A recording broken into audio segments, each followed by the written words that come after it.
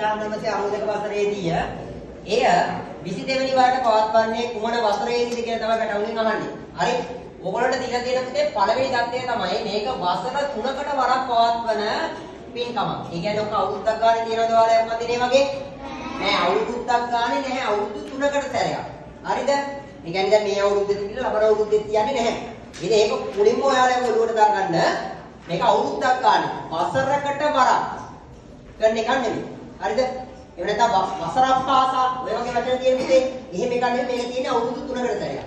එතකොට ඔයාලට දීලා තියෙනවා මේ පින්කම පැටවුනේ 8 වෙනි වරට පවත්වා ඇත්තේ 1992 කියලා. එහෙනම් අපි ලියාගමු 8 වෙනි වරට මේක තිබිලා තියෙන්නේ 1992. මොනවද ලියාගන්න ඉක්මනට 8 වෙනි වරට මේක තිබිලා තියෙන්නේ 1992. හරි. ලියාගෙන ඉවරද? ඉවරයි. ඊළඟ පුතේ අපි බලමු මේක 9 වෙනි වරට තියෙන්නේ මොන අවුරුද්දේද කියලා. 9 වෙනි වර කියන්නේ එකයිනේ වැඩි උනේ නේද?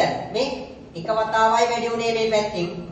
හරි. ඔය පැත්තේ එක වතාවක් වැඩි වෙනකොට පුතේ මේ පැත්තේ 1993ද නෑ එහෙම වෙන්න තිබ්බ අවුරුද්දක් ගන්න තියෙනවා. 1993 නෙමෙයි. එහෙනම් ඔයාලට පුළුවන් මේ වරකෝ දැන් 1992 තමයි 8 වෙනි වරට.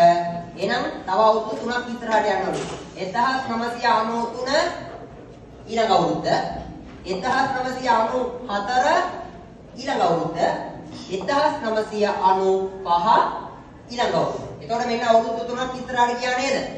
එහෙනම් ඊළඟ එක තියෙන මොන අවුරුද්දේද? 1995. හැබැයි අපිට ඔහොම එකින් එක ඉස්සරහට යන්න පුළුවන්ද? බෑ. එකින් එක තුන් වතාවක් යන්න බෑනේ. එහෙනම් පුතේ අපි මොකද කරන්නේ? අන්න අර 1992ට. ඒ කියන්නේ මෙන්න මෙයාට තුනක් අපි මේක ස්ථානයට එකතු කරලා ගන්නවා. එතකොට උත්තරේ එනවා මොකද්ද? 5යි 9යි 9යි 1යි 1995. හැබැයි පුතේ 1995 කියලා කියන්නේ තාමත් කී වෙනි වතාවද?